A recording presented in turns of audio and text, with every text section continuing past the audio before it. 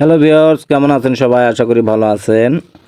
আমাদের এই ছাদটি ঢালাই আজকে শুরু হয়েছে। আমরা যে ছাদটি ঢালাই করতেছি এটা আমাদের রূপস দিয়ে ঢালাই হচ্ছে। রূপস বলেন আর ক্রেন বলেন, যেটাই বলেন, আমাদের এলাকায় রূপসই বলা হয়। যে হাঁড়ি দিয়ে মাল উপরে ওঠানোর জন্য সেটাকে রূপস বলি। আমরা দ্বিতীয় ছাদ এটা করতেছি। আমরা রূপস দেওয়ার আগে একটা ছাদ করছি, এটা দ্বিতীয় ছাদ। আর এই ছাদে আমাদের যে খোয়া বালি সিমেন্টটি কতটুকু লাগবে আর আমরা কিভাবে ঢালাইটা করতেছি এবং এখানে কত ইঞ্চি ঢালাই হচ্ছে সব কিছু আজকে আমি আপনাদের সাথে এই ভিডিওর মধ্যে শেয়ার করব। আপনারা যদি আমাদের চ্যানেলে বা পেজে নতুন হয়ে থাকেন অবশ্যই চ্যানেলটি সাবস্ক্রাইব করে পাশে থাকবেন এবং আমাদের ফেসবুক পেজ থেকে যদি দেখেন অবশ্যই পেজটি ফলো দিয়ে আমাদের সঙ্গেই থাকবেন। দেখেন এখানে আমাদের ঢালাইটা হচ্ছে কিন্তু চারতলার উপরে।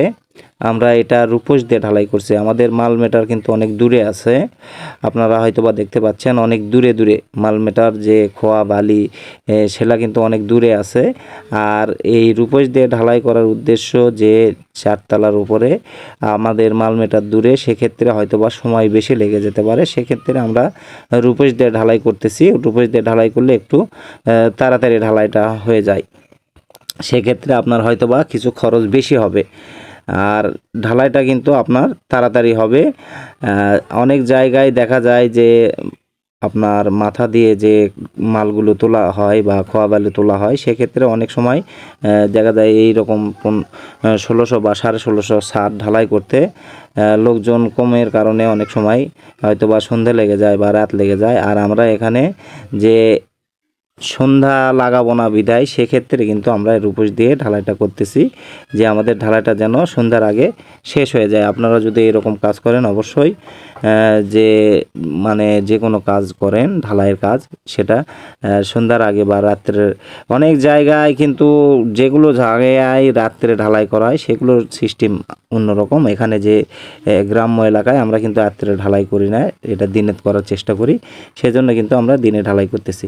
এখানে দেখেন যেহেতু রূপস দিয়ে মাল উঠতেছে, সিঁড়ি দিয়ে কিন্তু অনেক সময় নামা ওঠা করা হবে, মানে যখন ঢালাইটা আমাদের আগে আসবে সেক্ষেত্রে আমরা কিন্তু সিঁড়িটা আগে ঢালাই করে নিছি। সিঁড়িটা ঢালাই করে নিলে কি হয়, সিঁড়িটা কিন্তু শক্ত হয়ে যাবে, আপনার নামা ওঠা করতে সমস্যা হবে না, পায়ের দাগটা হবে না, পায়ের দাগগুলো তখন শক্ত হয়ে যাওয়ার কারণে পায়ের দাগ উঠবে না। আর এখানে যে আমরা ঢালাইটা করতেছি এটা প্রায় আমাদের 1600 স্কোয়ার ফিট ছাদ। এরকম ছাদ যদি আপনারা ঢালাই করেন সেক্ষেত্রে আপনার মালামাল কতটুকু লাগবে আর ঢালাইটা কত ইঞ্চি দিবেন।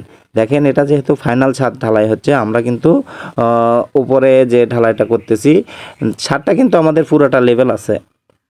ছাদটা কিন্তু আমাদের পুরোটা লেভেল আছে এবং এখানে যে রডটা বাঁধা হয়েছে সেটা কিন্তু ডবল জালি করা হয়েছে। আর ঢালাইটা আমাদের হবে সাইডে হবে 5.5 ইঞ্চি এবং মাঝখানে হবে 6.5 ইঞ্চি। এই জন্য এভারেজ আপনার আমাদের ঢালাইটা হবে 6 ইঞ্চি, এভারেজ 6 ইঞ্চি ঢালাই। আর ঢালাইটাই কিন্তু অবশ্যই ভাইব্রেশন করে নেবেন, কারণ প্রতিটা জায়গায় কিন্তু ভাইব্রেশন করতে হবে। যেহেতু 6 ইঞ্চি ঢালাই হচ্ছে, আপনার 6 ইঞ্চি হোক 5 ইঞ্চি হোক, সেক্ষেত্রে কিন্তু আপনার ভাইব্রেশনটা পুরোটাই করে নেবেন। তাহলে কিন্তু আপনার রডের ফাঁক মুখ বা এখানে যে ডবল জালি রডটা দেওয়া হয়েছে, এখানে এক্সট্রা টপ কিন্তু ডবল আছে, সেক্ষেত্রে কিন্তু আপনার ভাইব্রেশনটা ভালো করে করতে হবে। এখানে যেহেতু বিম আছে, বিমে 6টা করে আমাদের স্টেট রড দেওয়া হয়েছে। আর প্রতিটা জায়গায় মানে মশলা যেখানে ঢালবে সেখানে প্রতিটা জায়গায় আপনারা অবশ্যই ভাইব্রেটর করে নেবেন, কারণ ভাইব্রেটর করলে কি হচ্ছে, ভাইব্রেশনটা করলে আপনার সব জায়গায় কিন্তু জমাট বেঁধে নেবে।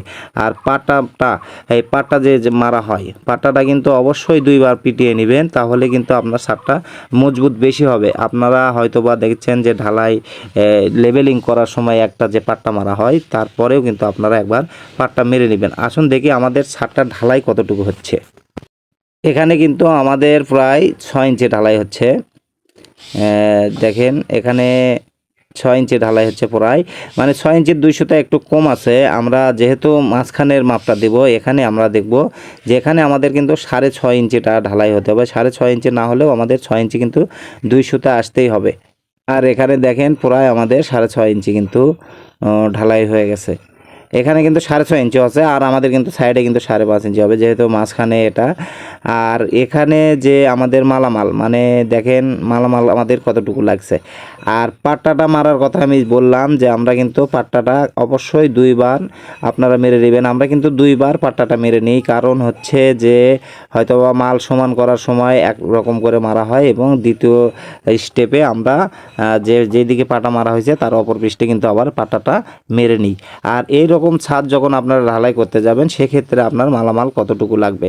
আপনার এখানে যেহেতু আমরা যদি 16 থেকে 1650 স্কোয়ার ফিট ঢালাই হয়, সেক্ষেত্রে আপনার খোয়াটা লাগবে প্রায় 6000 থেকে 6200 ফিকেটের আপনার খোয়া লাগবে। এখানে প্রায় 1600 স্কোয়ার ফিট, 16 থেকে 1650-র মধ্যে আমি বলতেছি। আর সিমেন্টটা আপনার লাগবে প্রায় 130 থেকে 35 বস্তার মতো। আর এখানে যে বালিটা লাগবে, বালিটা আপনার প্রায় 370 মতো বালিটা দেওয়া লাগবে।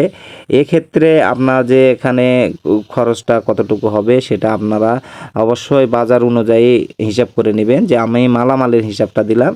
আর আপনারা অবশ্যই এটা যে যে কোনো মানে যে সময় আপনারা কিনবেন সেই বাজার অনুযায়ী কিন্তু এই মালামালটা আপনার লাগবে, সেই হিসাবে আপনারা কিনে নেবেন। দেখেন আমি কিন্তু পাটাটা মারার কথা আবার বলতেছি, আমরা কিন্তু প্রথম অবস্থায় কিন্তু পাটাটা একদিক করে মারছি, এবং ঢালাইয়ের যে আমাদের যে ফাইনালি একটু শক্ত হয়ে গেছে, সেক্ষেত্রে কিন্তু আমরা আরেক সাইডে এইভাবে মেরে দিচ্ছি।